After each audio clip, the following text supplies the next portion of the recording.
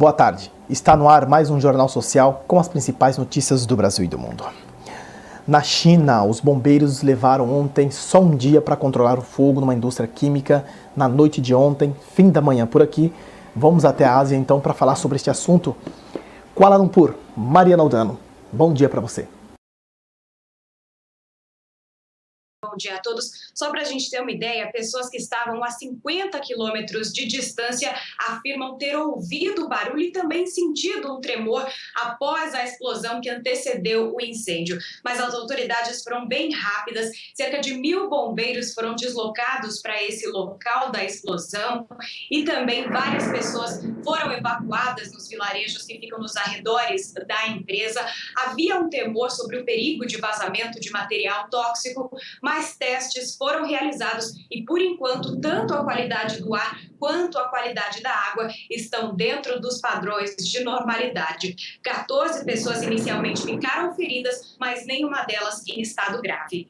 E agora a gente muda de assunto e traz do Japão mais um exemplo de saúde e de longevidade. Uma senhora se tornou a primeira centenária a completar uma prova de natação de 1.500 metros. E o curioso é que ela começou a praticar o esporte aos 80 anos de idade. Para quem não pratica nenhuma atividade física, fica aí então um exemplo. Nunca é tarde para se começar.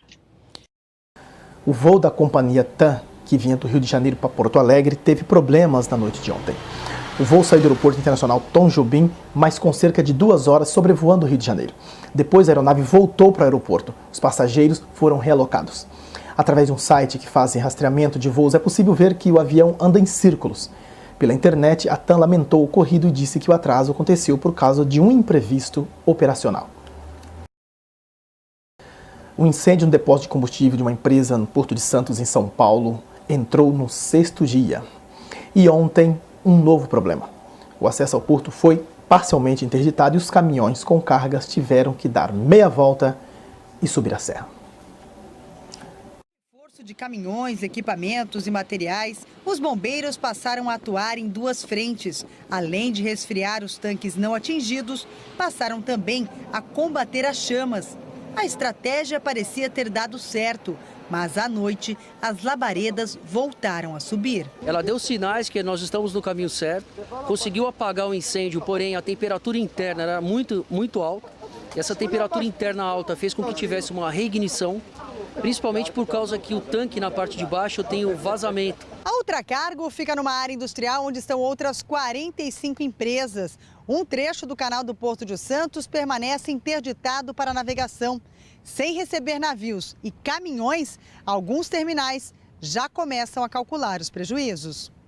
A Brasil Terminal Portuário, a BTP, ainda não revelou os valores, mas informou que por causa do acidente, 6 navios não puderam atracar no cais da empresa e 7.000 contêineres já deixaram de ser embarcados e desembarcados. Para este consultor portuário, o prejuízo já é enorme, porque se estende a vários setores. Todas as consequências de qualquer evento ocorrem de forma cadenciada e de forma sequencial, gerando consequências nos caminhões transportadores, nos donos das cargas, os que receberão, os que enviarão cargas nas regiões de consumo. Uma conta complicada de ser feita e difícil de ser paga é a das transportadoras. Nesta segunda, todos os caminhões que teriam de passar pela área do incêndio para entrar no porto foram impedidos de seguir viagem ainda no Planalto. Não é tão simples um caminhoneiro se ressarcir de um frete ou de um pedágio a mais que ele vai ter que pagar. Então, isso é um problema sério que, com repercussões... José viu que ele já deixa muita saudade e então no Rio de Janeiro foram lançados uma mostra e um livro em homenagem ao ator. 74 filmes da carreira de José Wilker, 34 estão na mostra.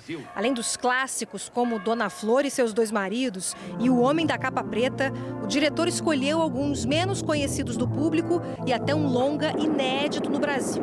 De certa forma, eu estou dirigindo um pouquinho o olhar do espectador para ver o Wilker que eu vi, o Wilker que eu conheço. O trabalho de seleção das obras virou livro e nele estão fotos da carreira e histórias contadas por amigos da vida toda. Ele era muito irreverente, Ele não tinha nenhum pudor de chegar agora ali, Aracia, como é que vai qualquer coisa que não devesse ser dita em voz alta? O jornalista Joaquim Ferreira dos Santos também contou no livro Histórias do Amigo Zé. Era um homem com curiosidade sobre vários aspectos da vida, do mundo, então era adorável, porque para tudo ele tinha uma informação, um assunto de coisas que você não sabia. Nessa noite de estreia, os convidados puderam assistir a trechos de 7 curtas do ator.